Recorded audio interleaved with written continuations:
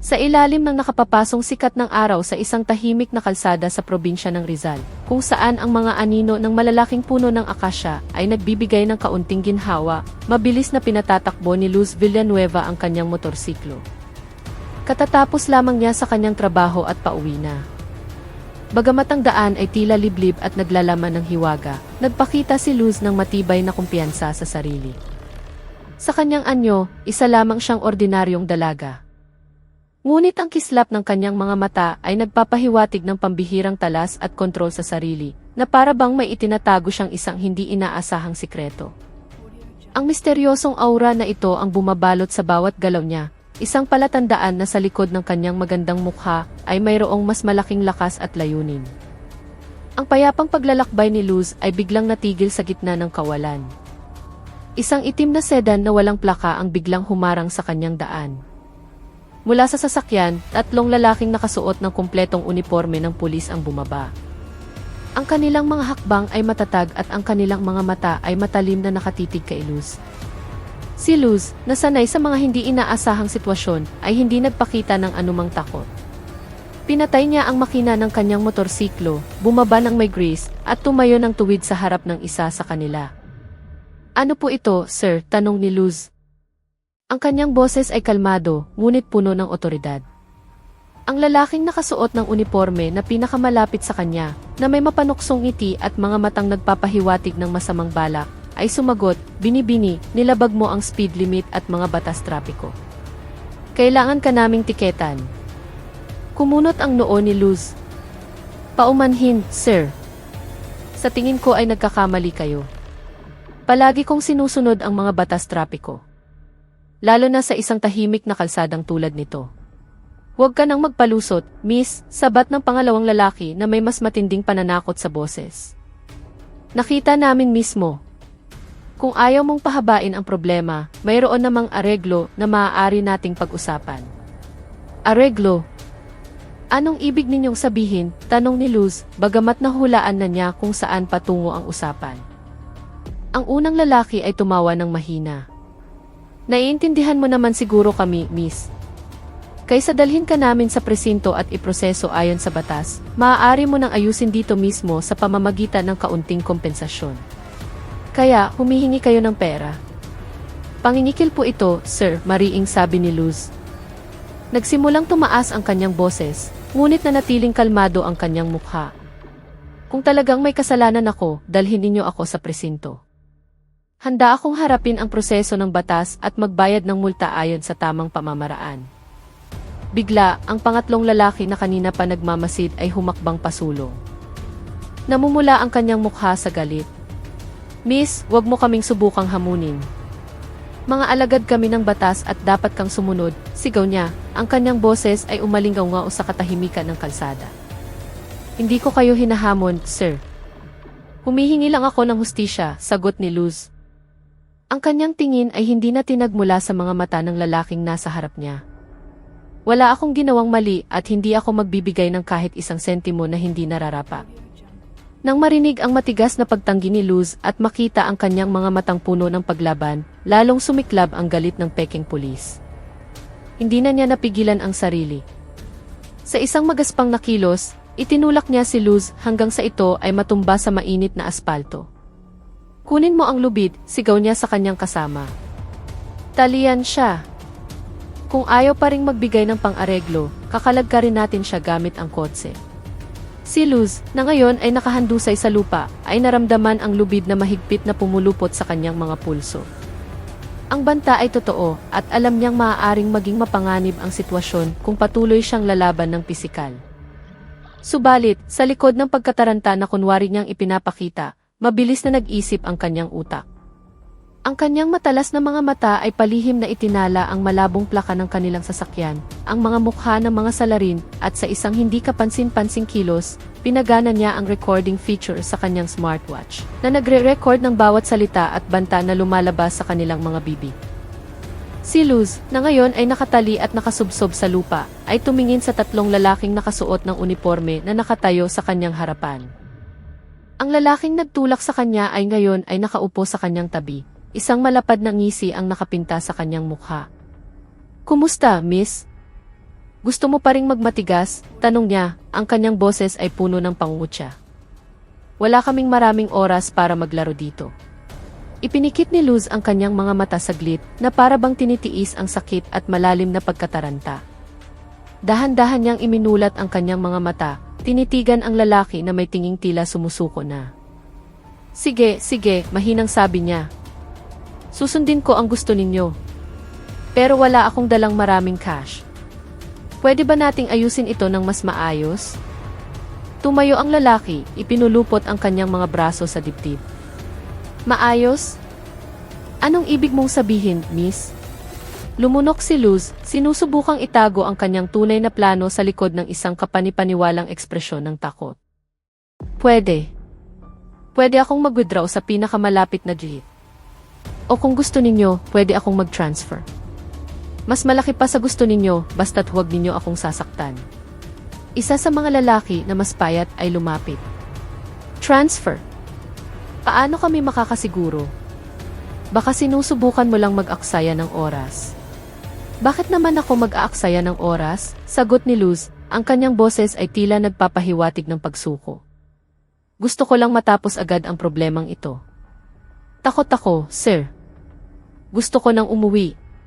Sinadya pa niyang humikbi ng bahagya na nagdagdag ng dramatikong epekto sa kanyang pagpapanggap. Ang lalaking namumuno sa grupo ay tila nag-isip sandali. Sige, sa wakas ay sabi niya. Susundan ka namin pero huwag kang gagawa ng kahit anong kalokohan. Isang maling galaw lang at pagsisisihan mo ito habang buhay. Lumingon siya sa kanyang kasama. Kalaganin niyo siya pero siguraduhin hindi siya makakatakas. At ikaw, turo niya kay Luz. Huwag na huwag kang susubok na tumawag kahit kanino. Kukunin namin ang cellphone mo. Tumango si Luz ng mahina. Naiintindihan ko po, sir. Hindi ako gagawa ng kalokohan. Pangako. Nang alisin ang tali, dahan-dahan siyang bumangon, hinaplos ang kanyang pulso na parabang nasasaktan. Sa buong nakakakilabot na usapan, patuloy na nagre-record ang kanyang smartwatch, kinukuha ang bawat salita, bawat banta, at bawat detalye na maaaring maging matibay na ebidensya. Alam niyang sa sandaling ito, kailangan niyang gampanan ang kanyang papel ng perpekto upang ang madilim na konspirasyon sa likod ng mga peking uniforme ay mabunyag sa hinaharap. Kinabukasan, dala ang mga alaalang bumabagabag pa rin sa kanyang isipan at ang mahalagang recording na ligtas na nakatago sa kanyang relo, nagpasya si Luz na gumawa ng isang matapang na hakbang. Nagpunta siya sa pinakamalapit na istasyon ng pulisya, umaasang makahanap ng hustisya at malaman ang pagkakakilanlan ng mga taong nangingikil sa kanya. Magandang umaga po, bati ni Luz sa opisyal na nakabantay sa complaints desk. Sinikap niyang panatilihing kalmado ang kanyang boses, kahit na nagwawala ang kanyang puso. Gusto ko po sanang i-report ang isang kaso ng pangingikil at pananakit na naranasan ko kahapon. Kumunot ang noo ng opisyal. Pangingikil? Sino po ang nangingikil, ma'am? 3 lalaki po na nakasuot ng uniforme ng pulis, sagot ni Luz. Hinarang nila ako sa isang liblib na daan. Inakusahan nila ako ng paglabag sa batas trapiko na hindi ko naman ginawa at pinilit akong magbayad para sa areglo. Ang mukha ng opisyal ay tila nagdududa. Nakasuot ng uniforme ng pulis? Sigurado po ba kayo, ma'am? Baka mga manloloko lang na nagpapanggap. Sigurado po ako, sir. May dala silang itim na sedan at naisulat ko ang plaka nila. Paliwanag ni Luz at binanggit ang ilang numero na kanyang natandaan. Tinakot din nila ako, tinulak at tinalian. Tumango ang opisyal at hiniling kay Luz na ikwento ang lahat ng detalye. Matapos magkwento ni Luz, itinala ng opisyal ang impormasyon sa kanyang computer. Sige, ma'am. Susubukan naming i-trace ang plaka na ibinigay ninyo at alamin kung may mga miyembro kami na nagpapatrolya sa lugar na iyon kahapon. Naghihintay si Luz na maihalong kaba at pag-asa. Makalipas ang ilang oras, bumalik ang opisyal na may mukhang nagulat at nalilito. Ma'am, kakaiba ito, sabi niya. Ang plakang ibinigay ninyo ay hindi nakarehistro bilang sasakyan ng pulisya. At pagkatapos naming suriin ang aming internal data, wala ring miyembro na tumutugma sa description ninyo na nakaduty sa lugar na iyon kahapon. Sa katunayan, wala ang kanilang pangalan sa aming opisyal na listahan ng mga miyembro. Kumabog ng malakas ang puso ni Luz. Inaasahan na niya ang posibilidad na ito, ngunit ang marinig ito mismo mula sa pulisya ay nakakagulat pa rin. Ibig sabihin, hindi sila tunay na pulis, tanong ni Luz, nagkukunwaring nagulat. Bumuntong hininga ang opisyal. Mukhang ganoon nga, ma'am. O kung hindi man, hindi sila opisyal na nakarehistrong miyembro. Maaaring ito ay isang kaso ng organisadong pagpapanggap at panluloko. Noon mismo, isang malinaw na realisasyon ang tumama kay Luz. Hindi ito simpleng pangingikil ng mga manloloko sa kalsada. Ang mga salarin ay napaka-organisado, gumagamit ng mga uniforme at taktikang kapanipaniwala. Ang katotohanang walang opisyal na datos tungkol sa kanila at ang tila normal na reaksyon ng opisyal sa insidente ay lalong nagpatibay sa kanyang hinala. Ito ay higit pa sa isang individual na krimen. Ito ay bahagi ng isang mas malaking bagay. Isang mas malalim na konspirasyon na nakatago sa dilim.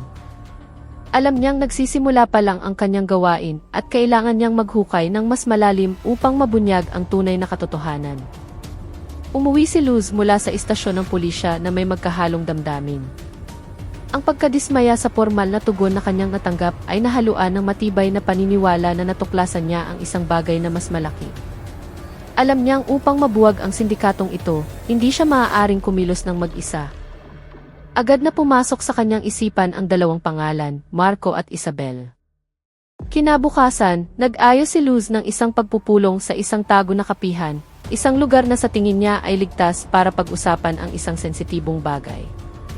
Si Marco, isang mahusay na drone technician na may pagmamahal sa teknolohiya, ang unang dumating. Dinagtagal, sumunod si Isabel, o Isa, isang dating investigative journalist na may matalas na instinct. Sila ang dalawang taong lubos na pinagkakatiwalaan ni Luz. Salamat sa pagdating ninyo, mga kaibigan, bati ni Luz. Ang kanyang tingin ay lumipat mula kay Marco patungo kay Isa. Mayroon akong napakahalagang bagay na kailangang sabihin. Humigop si Marco ng kanyang kape. Ano iyon, Luz? Mukhang seryoso ka.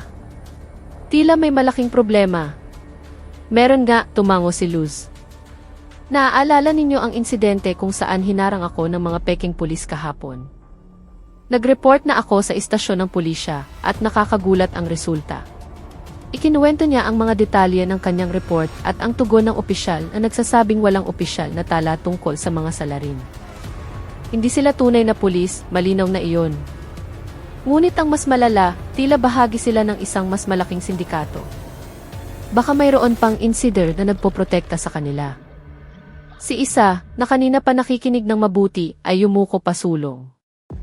Kaya ang hinala mo, hindi ito simpleng pangingikil. Mayroong isang uri ng konspirasyon. Eksakto, Isa, sagot ni Luz. Ang kanyang mga mata ay nag-aalab sa determinasyon. Mayroon akong voice recording nila at ilang maliliit na pahiwatig. Nararamdaman kong ito ang pagkakataon para mabunyag ang isang mas malaking krimen. Kailangan nating buwagin ito hanggang sa kaibuturan. Kumunot ang noo ni Marco.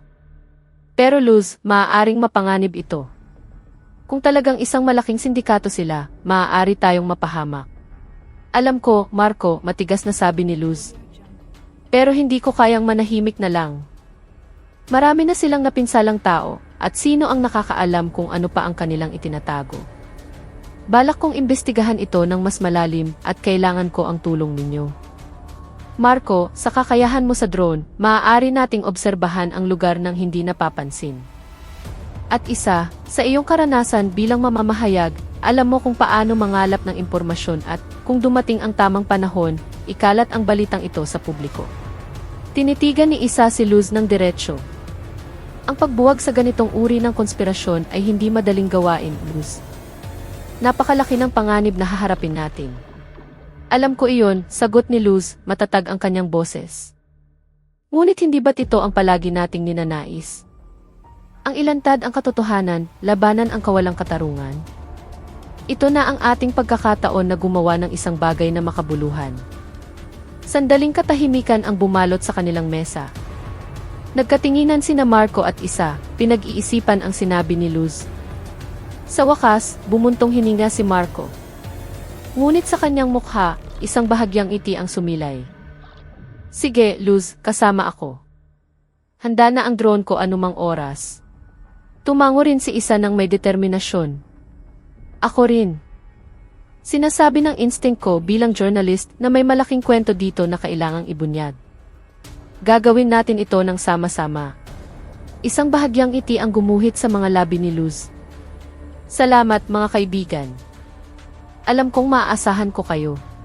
Sa kanyang puso, naramdaman ni Luz ang nag-aalab na pag-asa. Sa alyansang ito, sigurado siyang nagsimula na ang unang hakbang ng Key o Plan Karma.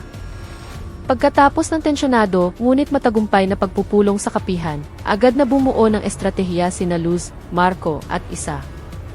Ang kanilang pangunahing focus ay ang lokasyon kung saan naranasan ni Luz ang pangingikil, isang liblib na kalsada na nababalot ng misteryo. Naniniwala silang ang lugar na iyon ay naglalaman ng karagdagang mga pahiwatig tungkol sa sindikato ng mga peking pulis. Marco, kailangan ko ang tulong mo sa drone, sabi ni Luz nang dumating sila malapit sa lugar ng insidente ilang araw pagkatapos. Ipinark nila ang kanilang sasakyan sa isang lugar na hindi madaling makita. Kailangan nating obserbahan ang buong lugar na ito, lalo na sa gabi. May kakaiba akong kutob tungkol sa lugar na ito. Inilabas ni Marco ang kanyang drone mula sa bag. Handa na, Luz. Paliliparin ko ang drone mula rito. Makikita natin ang lahat mula sa screen ng tablet ko. Nagsimula siyang ihanda ang kanyang kagamitan ng may husay. Si Isa, na may matalas na instinct sa investigasyon, ay nagmasid sa paligid. Talagang napakatahimik ng lugar na ito, perpekto para sa mga iligal na gawain. Sa loob ng ilang gabi, pinalipad ni Marco ang kanyang drone, nire-record ang bawat sulok ng kalsada at ang mga lugar sa paligid nito.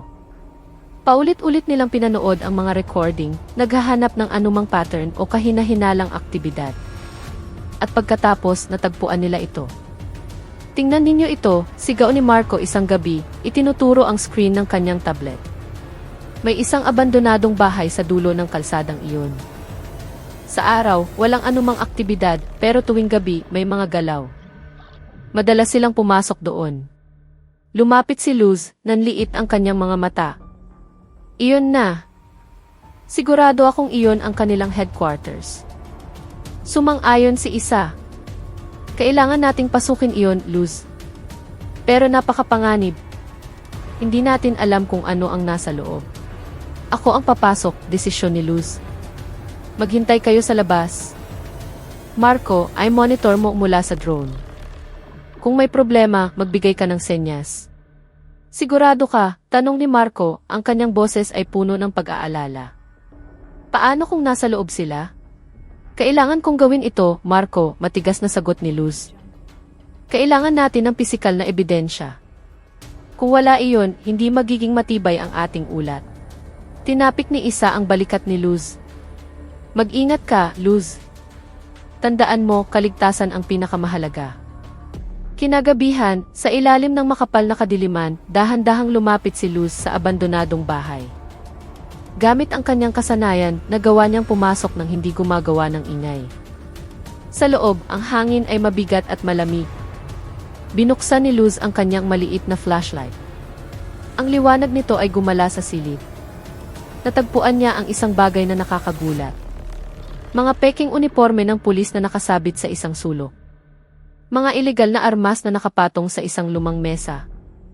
Mga peking dokumento na nakakalat sa sahig. At ang pinaka-nakakagulat, isang monitor na nagpapakita ng mga recording ng kamera mula sa mga dating biktima ng pangingikil. Diyos ko, bulong ni Luz, nagulat. Mas malaki ito kaysa sa inaakala natin. Agad niyang inilabas ang kanyang telepono upang kunan ng litrato ang mga ebidensya. Ngunit nang kukunin na niya ang isa sa mga mahalagang dokumento, isang tunog ng mga yabag ang narinig niya mula sa labas. Umigik ang pinto sa harap. Shit, bulong ni Luz. Alam niyang kailangan niyang tumakas. Walang oras para magdala ng pisikal na ebidensya. Sa loob ng ilang segundo, nagtago siya sa likod ng isang tumpok ng mga karton. Pumasok ang mga salarin sa silid, nagsasalita ng mahina. Halos hindi humihinga si Luz. Matapos silang lumipat sa ibang silid, Ginamit ni Luz ang pagkakataong iyon upang kumilos ng mabilis at tahimik, lumabas ng bahay nang hindi napapansin. Pagbalik niya sa sasakyan, agad siyang sinalubong ni Marco at Isa. "Kumusta, Luz?" nag-aalalang tanong ni Marco. Bumuntong hininga si Luz. "Marami akong natagpuan, mga kaibigan. Mga peking uniforme, armas, dokumento, at ang pinakamahalaga, mga recording ng mga biktima. Pero hindi ako nakakuha ng pisikal na ebidensya. Dumating sila agad." "Okay lang iyon, Luz," pagpapakalma ni Isa. "Ang mahalaga ay ligtas ka. At least alam na natin ang laman ng bahay na iyon. Ngayon, mas malinaw na ang ating larawan." Tumango si Luz, ngunit ang kanyang tingin ay puno pa rin ng determinasyon. "Simula pa lang ito. Kailangan kong makahanap ng paraan para makuha ang ebidensyang iyon at kailangan nating ibunyag ang sindikatong ito." Dala ang bagong impormasyon na natuklasan sa abandonadong bahay. Alam ni Luz na kailangan nilang kumilos ng mabilis. Ang mga ebidensyang kanyang nasaksihan, peking uniforme, armas, dokumento, at mga recording ng biktima ay napakahalaga upang mabuwag ang sindikatong ito. Ngunit, hindi siya nagtagumpay na magdala ng pisikal na ebidensya. Ang solusyon, nagpasya siyang ibigay ang paunang impormasyon na hawak niya kay Isa, na sa kanyang karanasan bilang mamamahayag ay makakatulong na ikalat ang balita sa pambansang media. "Isinulat ko na ang lahat ng natagpuan ko sa bahay na iyon," sabi ni Luz nang magkita silang muli sa isang mas pampublikong lugar upang maiwasan ang hinala. Inabot niya ang isang maliit na flash drive. Nandyan ang deskripsyon ng mga bagay na nakita ko, ang pattern ng kanilang aktibidad, at ilang hinala kung sino talaga sila. "Naniniwala akong mabubuo mo ito sa isang malakas na artikulo." Tinanggap ni Isa ang flash drive ng may seryosong tingin.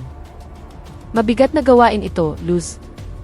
Ang pag-publish ng ganitong bagay ay maaaring maging mapanganib. May posibilidad na makatanggap tayo ng ganti mula sa mga sangkot." "Alam ko ang panganib, Isa," sagot ni Luz. "Pero kailangang matigil ang krimen na ito. Hindi tayo maaaring manahimik na lang. Ang impormasyong ito ay kailangang makarating sa malawak na publiko." Bumuntong hininga si Isa. "Sige, sisimulan ko itong gawin mamayang gabi. Kokontakin ko ang ilang kasamahan sa pambansang media na mapagkakatiwalaan. Gagawin nating pangunahing balita ito." "Salamat, Isa," taos-pusong sabi ni Luz. "Ikaw ang tanging pag-asa ko para maikalat ito ng mabilis at epektibo." Kinabukasan, nagising si Luz na may masamang kutob. Ang kanyang instinct bilang isang sanay na ahente ay bihirang magkamali. Sinubukan niyang tawagan si Isa, ngunit hindi sinasagot ang kanyang tawag. Lalong bumilis ang tibok ng kanyang puso. Di nagtagal, tumunog ang kanyang telepono. "Si Marco iyon." "Luz, narinig mo na ba ang balita tungkol kay Isa?" Ang boses ni Marco ay tila natataranta. Naramdaman ni Luz na nanlamig ang kanyang dugo. "Hindi pa, Marco." "Ano nang nangyari?" Sinusubukan ko siyang tawagan pero hindi siya sumasagot. "Si Isa. Naaksidente siya sa kotse kaninang umaga," sabi ni Marco, ang kanyang boses ay nanginginig. "Wasak ang kotse niya. Nakaligtas siya, salamat sa Diyos. Pero lahat ng gamit niya, laptop, ang flash drive mula sa iyo, lahat ay nawala o nasira ng husto. Walang naisalba." Gumuho ang mundo ni Luz. Aksidente. Isang misteryosong aksidente matapos tanggapin ni Isa ang lihim na impormasyon mula sa kanya. Hindi ito nagkataon. Ito ay isang mensahe. "Ayos lang ba siya?" tanong ni Luz, sinusubukang patatagin ang kanyang boses. "Nasa ospital siya. May ilang sugat pero hindi kritikal," sagot ni Marco. "Iniimbestigahan ng pulisya, pero sinasabi nilang ordinaryong aksidente lang daw."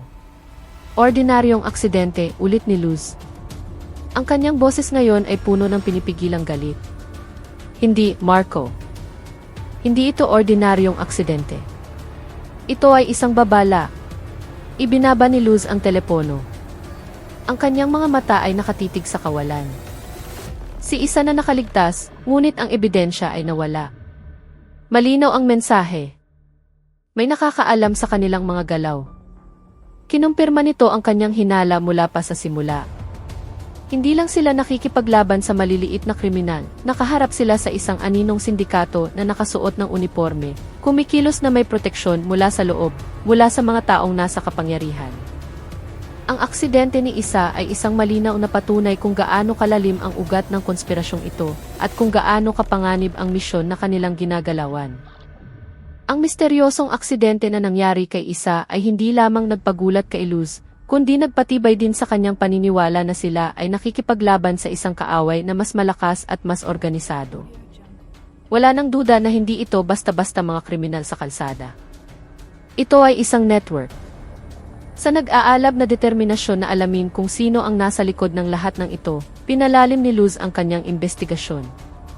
Ginamit niya ang lahat ng kanyang koneksyon at kakayahan sa intelligence upang maghukay ng mas malalim, sinusundan ang mga malabong bakas. Ang paghahanap ni Luz ay nagdala sa kanya sa isang serye ng nakakakilabot na impormasyon. Natuklasan niyang ang mga salarin na nakasuot ng peking uniforme ng pulis ay hindi basta-basta mga tulisan.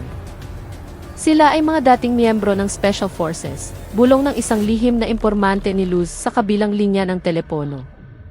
Ang kanyang boses ay puno ng tensyon. Matagal na silang tinanggal o inalis sa serbisyo dahil sa iba't ibang paglabag sa etika at batas. Pero hindi sila basta naglaho. Bumuo sila ng isang sindikato.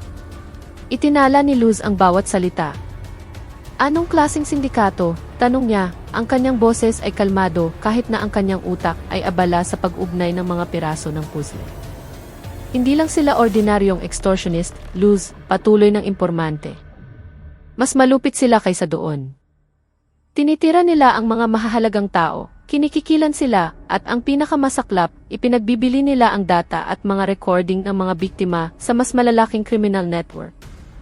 Naramdaman ni Luz ang panlalamig sa kanyang likod. Mas malalaking criminal network. Anong ibig mong sabihin? Putol ng impormante. Ang network na ito ay sangkot sa human trafficking at iligal na bentahan ng armas. Ang mga peking pulis na iyon ay mga piyon lamang. Sila ang nagbibigay ng materyales sa mas malalaking manlalaro. Ang impormasyong ito ay nagbukas ng husto sa mga mata ni Luz. Ang lawak nito ay higit pa sa kanyang inaakala. Hindi lamang sila isang grupo ng mga manloloko na gumagamit ng uniforme. Sila ay bahagi ng isang supply chain ng mas malalaking krimen na may nakakatakot na kasanayang militar. Ito ang nagpapaliwanag kung bakit halos mapahamak si Isa at nawala ang lahat ng kanyang datos. Hindi lamang nila pinoprotektahan ang kanilang sariling mga sikreto, kundi pati na rin ang mga sikreto ng mas malawak na network. Paano sila nakakakilos ng ganito kalaya? Tanong ni Luz sa kanyang sarili, isang tanong na ibinato rin niya sa kanyang impormante. Siguradong may nagpoprotekta sa kanila. Sandaling natahimik ang impormante. Iyon ang pinakamapanganib na bahagi, Luz. Ang hinala namin, may proteksyon mula sa loob. Mga mahahalagang tao, marahil sa gobyerno, marahil sa mismong mga law enforcement agency, ang nagiging backer nila. Ikinuyom ni Luz ang kanyang kamao. Mga traidor, bulong niya. May mga traidor sa loob mismo ng institusyon ng Estado. Ngayon, ang misyon ni Luz ay hindi na lamang upang hulihin ang mga nangingikil na nakasuot ng uniforme, kundi upang ibunyag ang madilim na network na sumusuporta sa kanila. Kahit na nangangahulugan ito ng pagharap sa kapangyarihan mula sa loob mismo ng sistema na dapat sanang nagpoprotekta sa lipunan. Matapos matanggap ang nakakakilabot na impormasyon tungkol sa ugat ng konspirasyon at ang mas malaking network, napagtanto ni Luz na hindi na ito isang simpleng kaso ng pangingikil. Ito ay isang banta sa pambansang seguridad at mayroon siyang responsibilidad na ibunyag ito. Nagpasya siyang i-report ang kanyang mga natuklasan ng opisyal, kahit na sumisigaw ang kanyang intuwisyon na ang hakbang na ito ay lubhang mapanganib. Gusto kong makausap ang hepe ng Criminal Investigation Division, hiling ni Luz sa receptionist sa pambansang punong himpilan ng pulisya. Tungkol ito sa mahalagang impormasyon tungkol sa isang sindikato na gumagamit ng uniforme ng pulisya. Tiningnan siya ng receptionist ng may pagdududa. May appointment po ba kayo? Wala, pero napaka-urgent nito. Mayroon akong ebidensya at impormasyon na maaaring magbuwag sa isang malaking krimen. Matapos ang maikling debate, pinayagan si Luz na makipagkita sa isang senior detective, si Major Santos. Ipinapaliwanag ni Luz ang lahat ng kanyang natuklasan, mula sa insidente ng pangingikil, ang investigasyon sa abandonadong bahay, ang aksidente ni Isa, hanggang sa impormasyon tungkol sa mga dating special forces, at ang kanilang pagkakasangkot sa human trafficking at bentahan ng armas.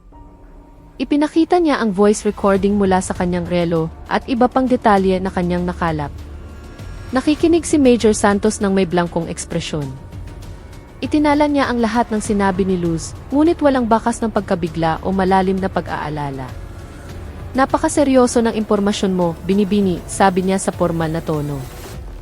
Iimbestigahan namin ito. Ngunit kailangan mong maunawaan na ang ganitong uri ng investigasyon ay nangangailangan ng oras at pag-iingat. Naiintindihan ko po, Major, sagot ni Luz. Ngunit napakahalaga ng oras. Mapanganib ang network na ito at alam na nila ang aking mga galaw. Maging ang kaibigan ko ay naging biktima na ng isang kahina-hinalang aksidente. Tumango lamang si Major Santos. Huwag kang mag-alala, Binibini. Aaksyonan namin ito. Sa ngayon, mas mabuti kung hindi ka na mag-imbestiga ng mag-isa. Maaari itong maglagay sa iyo sa panganib. Umalis si Luz sa opisina ni Major Santos na may hindi mapakaling damdamin. Walang kasiya siyang tugon, walang seryosong pagkilos. At ang pinaka-nakakabahala, walang pakiramdam ng pagkaapurahan mula sa panig ng pulisya. Nang gabing iyon, lalong lumala ang pagkabalisa ni Luz. Pakiramdam niya ay minamanmanan siya. Bawat gumagalaw na anino, bawat maliit na ingay ay parang isang babala. Alam na alam niya ang pakiramdam ng sinusubaybayan. Kinabukasan, napatunayan ang hinala ni Luz. Paglabas niya ng bahay, isang itim na kotse na walang plaka ang nakitang nakaparada, hindi kalayuan sa kanyang tirahan. Ilang tao sa loob ang tila nagbabasa ng dyaryo, ngunit ang kanilang mga mata ay masyadong madalas na nakatuon sa kanya. Maging ang kanyang telepono ay madalas na may kakaibang aktibidad. Alam na nila, bulong ni Luz sa kanyang sarili. Alam na nilang nag-report ako. Ang pakiramdam na iyon ay nagpatibay sa kanyang pinakamasamang hinala. May traidor sa loob ng institusyon ng Estado. Ang impormasyong ibinigay niya kay Major Santos ay malamang nanalip. Siya ngayon ay minamanmanan ng mga taong dapat sanang nagpoprotekta sa kanya. Ito ang tiyak na kumpirmasyon na ang criminal network ay may mga mata at tainga sa lahat ng dako, kahit na sa mga lugar na hindi inaasahan. Si Luz ngayon ay isang target at kailangan niyang baguhin ang kanyang estratehiya. Matapos mapagtanto na siya ay minamanmanan at malamang na mayroong isang traidor sa loob ng institusyon ng Estado, hindi na nag-aksaya ng panahon si Luz. Alam niyang ang pagsunod sa mga patakaran ng burokrasya ay hindi magdadala sa kanya sa hustisya. Panahon na upang bumalik sa kanyang tunay na pagkatao, isang pagkatao na matagal na niyang itinatago sa likod ng anyo ng isang ordinaryong dalaga. Bumalik siya sa kanyang bahay. Ang kanyang mga hakbang ay matatag at puno ng layunin. Walang pag-aalinlangan, pumasok si Luz sa isang lihim na silid na hindi kailanman paghihinalaan ng sinuman, ang silid na puso ng kanyang tunay na misyon. Sa likod ng lihim na pader na iyon ay nakahanay ang mga makabagong kagamitan, mga digital na mapa, at mga aparato sa komunikasyon na nagpapahiwatig na si Luz ay hindi isang ordinaryong mamamayan. Binuksan niya ang mga monitor sa kanyang harapan. Mabilis na gumalaw ang kanyang mga daliri sa keyboard. Oras na para bumalik sa trabaho, bulong niya sa kanyang sarili, ang kanyang tingin ngayon ay nagbago at naging titig ng isang sanay na propesyonal. Oplan Karma, magsimula. Agad na sinimula ni Luz na i-upload ang lahat ng kanyang lihim na investigasyon, ang voice recording mula sa insidente ng pangingikil, ang data mula sa drone ni Marco, ang impormasyon tungkol sa mga dating special forces, ang hinala sa kanilang pagkakasangkot sa human trafficking at bentahan ng armas, pati na rin ang ebidensya ng pagmamanman na kanyang naramdaman. Ang lahat ng datos na ito ay ipinadala sa Intelligence Data Center kung saan siya kabilang. Di nagtagal, isang tawag ang pumasok sa isang naka-encrypt na linya ng komunikasyon. Sa screen, lumitaw ang mukha ng kanyang commander, isang nasa katanghali ang gulang na lalaki na may seryoso, ngunit matalinong anyo, ang pinuno ng Intelligence Office. Luz, natanggap ko na ang ulat mo. Seryoso ang boses ng commander. Napakasensitibo ng impormasyong ito. Sigurado ka ba sa lahat ng iyong natuklasan? Siguradong sigurado, Commander, sagot ni Luz, matatag ang kanyang boses. Bawat data, bawat hinala ay katotohanang na-verify ko hanggat maaari sa field. Ang network na ito ay mas malaki at mas mapanganib kaysa sa ating inaakala. Mayroon silang mga koneksyon sa mas mataas na antas. Sandaling natahimik ang Commander, pinoproseso ang bagong impormasyon. Ito ang konspirasyon na matagal na nating hinihinala, sa wakas ay sabi niya. Nagawa mo ang isang pambihirang trabaho, Luz. Nakuha mo ang datos na talagang kailangan natin. Ano ang susunod na plano, Commander? Tanong ni Luz. Hindi natin sila maaaring hayaang magpatuloy. Siyempre hindi, sagot ng Commander na may boses na puno ng determinasyon. Ang sitwasyong ito ay umabot na sa kritikal na punto. Hindi na tayo maaaring maghintay. Magpapadala ako agad ng team. Ang ating Special Armed Backup Team na matagal nang nagmamasid mula sa malayo ay tatanggap ng senyas para kumilos. Magsisimula na ang operasyon ng paghuli. Tumango si Luz, inihahanda ang sarili. Handa ako, Commander. Kailan mo iutos? Maghanda ka, Luz, sabi ng Commander. Dudurogin natin ang network na ito hanggang sa kaibuturan at ikaw, bilang pangunahing ahente sa field, ay magiging bahagi ng arresting team. Natapos ang pag-uusap. Tinitigan ni Luz ang mga screen sa kanyang harapan. Tinanggal na niya ang kanyang maskara. Ang magandang dalaga na matapang ay bumalik na ngayon bilang isang lihim na ahente ng intelligence na may codename na Oplan Karma, handa nang maglunsad ng ganting salakay laban sa mga anino ng krimen na matagal nang bumabalot sa kanyang bansa. Pagkatapos matanggap ang direktang utos mula sa kanyang commander, hindi na nagsayang ng oras si Luz. Ang kanyang determinasyon ay mas nag-aalab kaysa dati. Tinanggal na niya ang kanyang pagkukunwari at ngayon, bilang isang lihim na ahente ng intelligence na may codename na Oplan Karma, handa na siyang pamunuan ang ganting salakay laban sa sindikato ng krimen na matagal nang nagtatago. Ang Special Armed Backup Team na nagmamasid mula sa malayo ay tumanggap na ng berdeng ilaw para kumilos. Hindi pa tuluyang sumisikat ang araw nang ilunsad ang Oplan Karma. Ang langit ay may bahid pa ng kulay kahel at lila, ngunit sa ilang mga lugar, ang tensyon ay ramdam na. Sa maikling panahon, isang serye ng malalaking raid ang isinagawa ng sabay-sabay sa iba't ibang lokasyon na natukoy ni Luz sa kanyang lihim na investigasyon. Si Luz mismo ang namuno sa isa sa mga team sa pangunahing lokasyon, ang headquarters ng mga Peking Police, ang abandonadong bahay na dati niyang pinasok. Kumilos sila ng mabilis, tahimik at organisado. Pinuwersang binuksan ang pangunahing pinto. Ang malakas na tunog ay sumira sa katahimikan ng madaling araw. Sa loob, ang mga Peking Police ay tila nagulat. Ang ilan ay natutulog pa. Ang iba ay naghahanda pa lamang para simulan ang kanilang mga iligal na gawain. Taas ang kamay. Napapaligiran na kayo, sigaw ng isang miyembro ng special team. Ang mga mukha ng mga Peking Police ay namutla nang makita nila ang mga sundalong may kumpletong armas na pumuno sa silid. Ngunit, ang pinakamalaking pagkagulat nila ay nang makita nila ang figura ni Luz sa gitna ng raiding team. Ang magandang mukha na dati nilang minamaliit, na dati nilang sinaktan at sinubukang kikilan, ay ngayon ay nakatitig sa kanila ng may matatalas na matang puno ng tagumpay. Isa sa kanila, na dating pinakamaingay na sumigaw kay Luz, ay nautal. Ikaw? Paano? Paano nangyari ito? Humakbang si Luz pasulong. Ang kanyang tingin ay malamig at puno ng otoridad. Hindi ninyo inaasahan, hindi ba? Na ang babaeng kinikikilan ninyo, na sinubukan ninyong takutin, ay bahagi pala ng intelligence forces. Ang kanyang boses ay malinaw na umalinggaw-ngao sa mga dingding ng magulong silid. Tapos na ang krimen ninyo. Ngayon ang katapusan ng lahat ng inyong masasamang gawain. Huminto siya sandali, hinayaang tumatak ang kanyang mga salita. Pananagutan ninyo ang lahat ng inyong ginawa sa likod ng rehas. Samantala, sa ibang lokasyon, nagsagawa rin ng mga raid ang iba't ibang team. Ilang mararangyang apartment sa sentro ng lungsod, na natukoy bilang tirahan ng mga negosyanteng backer ng sindikato, ay sinalakay. Biglang nagsindi ang mga ilaw, mga sigaw ng gulat ang narinig mula sa loob. Pulis ito, huwag kayong gagalaw.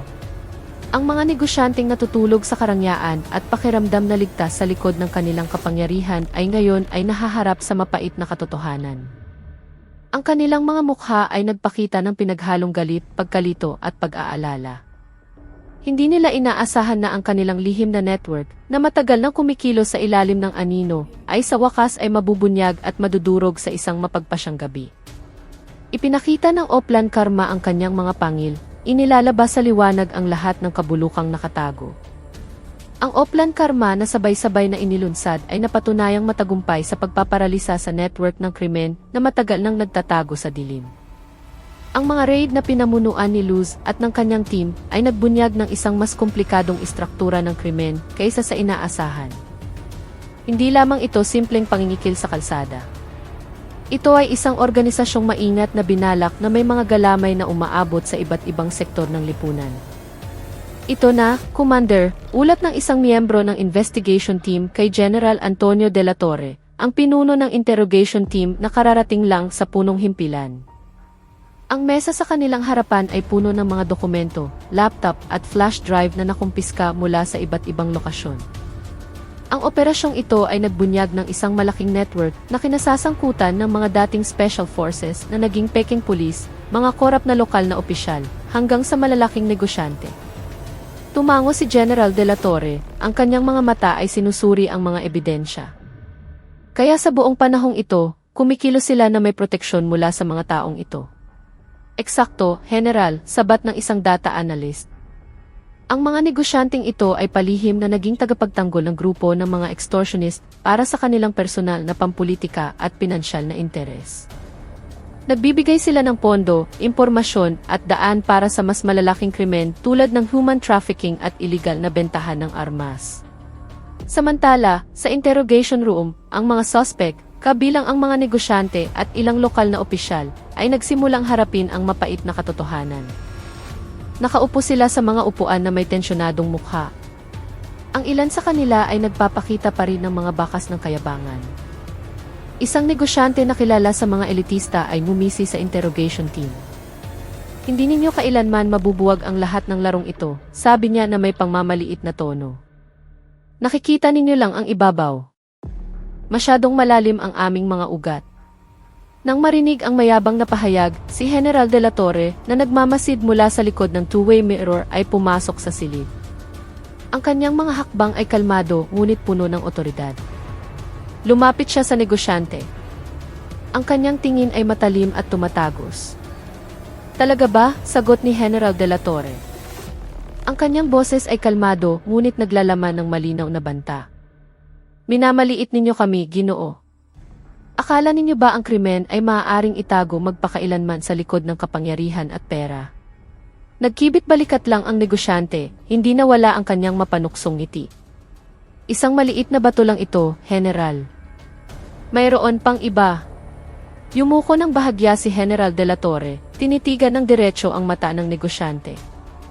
Makinig kang mabuti, sabi niya, bawat salita ay may diin. Lahat ng krimen na inyong itinatago, lahat ng maruruming laro na inyong ginagawa, sa huli ay aming mabubunyag lahat. Walang makakatakas sa batas, Ginoo. Tapos na ang oras ninyo. Ang banta ni General de la Torre ay parang kulog na umalinggaw sa interrogation room. Dahan-dahang nawala ang mapanuksong ngiti sa mukha ng negosyante, napalitan ng isang malungkot na ekspresyon. Ang iba pang mga suspect ay mukhang nabalisa rin. Alam nila, sa dami ng ebidensya at sa komprehensibong pagbubunyag ng network, wala nang paraan para makatakas. Ang proseso ng batas ay mabilis na umusad. Sa huli, lahat ng suspect, mula sa mga dating special forces hanggang sa mga maimpluwensyang negosyante, ay hinatulan ng mabibigat na parusa na nagtapos sa madilim na kabanata ng kanilang mga krimen. Ang Oplan Karma ay tunay na nagtagumpay sa pagbuwag sa isang nakakabahalang sindikato. Nahuli na ang mga salarin na ipatupad na ang hustisya at naniwala ang publiko na lumipas na ang panganib. Ngunit para kay Luz, hindi pa talaga tapos ang kwento. Alam niya, sa mundo ng intelligence kung saan siya kabilang, ang tagumpay ay kadalasang panlabas na anyo lamang ng mas malalim na katotohanan. Matapos ang lahat ay ituring na tapos na at nagsimulang humupa ang atensyon ng media, bumalik si Luz sa kanyang bahay na ngayon ay mas tahimik na. Umupo siya sa kanyang lihim na silid, nakatitig sa mga monitor na dati ay puno ng datos ng krimen. Isang nakakabinging katahimikan ang bumalot sa kanya. Ngunit hindi nagtagal ang katahimikan. Isang mahinang katok sa pangunahing pinto ng kanyang bahay ang sumira sa katahimikan.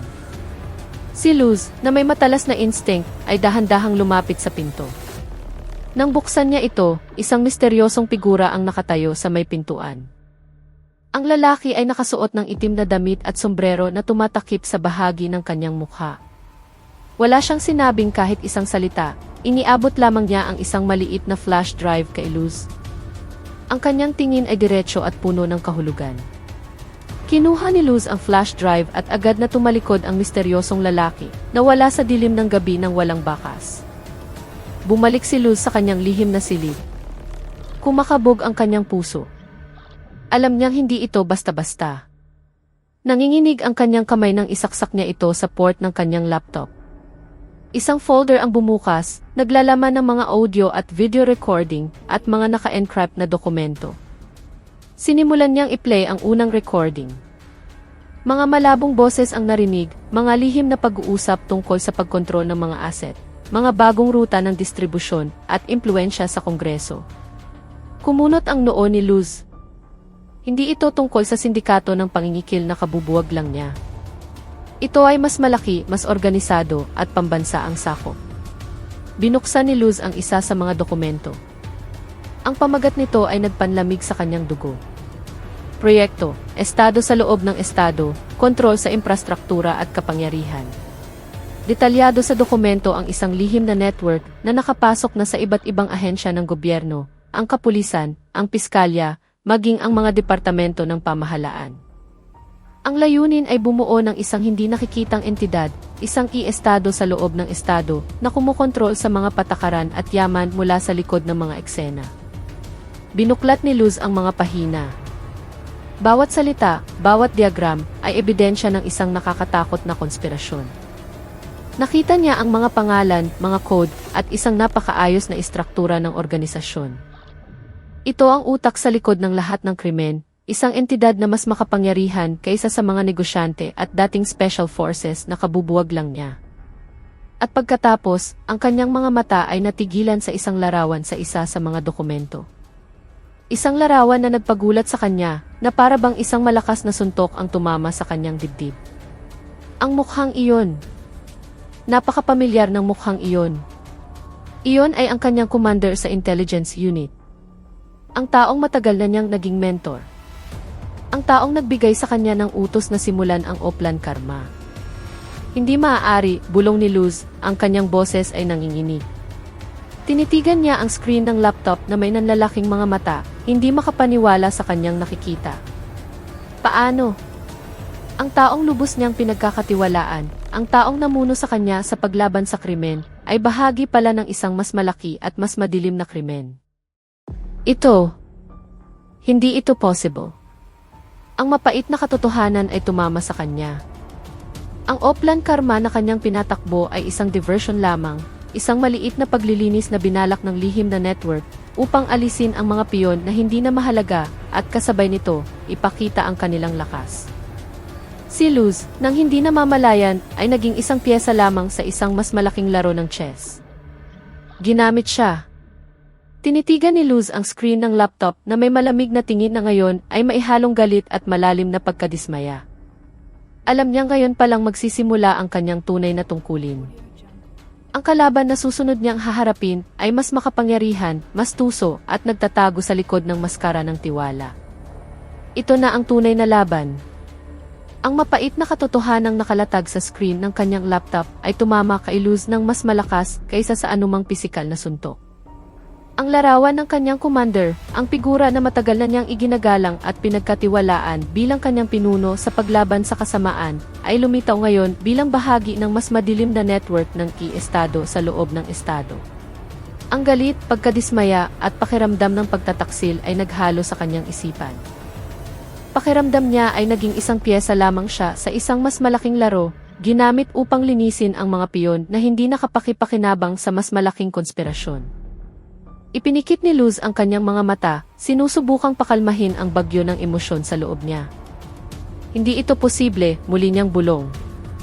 Paos ang kanyang boses. Paano niya nagawa ito? Iminulat niya ang kanyang mga mata, matalim na nakatitig sa larawan ng kanyang commander sa screen. Isang mapanukso at malamig na ngiti ang gumuhit sa kanyang mga labi. Ngunit, ang ngiting iyon ay hindi naglalaman ng kaligayahan, kundi ng isang bagong buong determinasyong bakal. Kaya, ang Oplan Karma ay isang palabas lamang, bulong niya, kinakausap ang kanyang sarili. Ginamit ninyo ako para alisin ang mga taong hindi na ninyo kailangan. Akala ninyo hindi ko mapapansin? Nag-type si Luz ng ilang utos sa kanyang keyboard, pinalaki ang mga detalye sa dokumento. Nakita niya ang iba pang mga pangalan, mga code, at isang komplikadong istruktura ng herarkiya. Ang network na ito ay mas malaki, mas organisado, at ang mga galamay nito ay umaabot sa bawat sulok ng kapangyarihan. Hindi na ito tungkol sa pangingikil o ilegal na kalakalan lamang. Ito ay tungkol sa kontrol, tungkol sa ganap na kapangyarihan sa bansa. Nasa lahat sila ng dako, bulong niya, ang kanyang mga mata ay nag-aapoy sa bagong determinasyon. At akala nila ay mapaglalaruan nila ako. Huminga siya ng malalim, dahan-dahang ibinuga. Ang sakit ng pagtataksil ay naroon pa rin. Ngunit ngayon, nakahanap na siya ng bagong focus. Ang tunay na misyon, isang misyon na mas mapanganib at personal, ay nagsisimula pa lamang. Hindi siya maaaring mag-ulat sa kahit kanino dahil alam niyang sinuman ay maaaring bahagi ng network na ito. Kailangan niyang kumilos ng mag-isa, sa dilim, laban sa isang hindi nakikitang kapangyarihan. Tinitigan ni Luz ang screen ng kanyang laptop muli. Sa pagkakataong ito, ang kanyang tingin ay malamig at puno ng kalkulasyon. Nagawa ninyo ang isang malaking pagkakamali, sabi niya. Ang kanyang boses ay mahina, ngunit puno ng banta. Ginising ninyo ang isang natutulog na leon. Alam na alam niyang ngayon palang magsisimula ang tunay na tungkulin. Ang kalaban na susunod niyang haharapin ay mas makapangyarihan, mas tuso, at nagtatago sa likod ng maskara ng tiwala. Ito na ang tunay na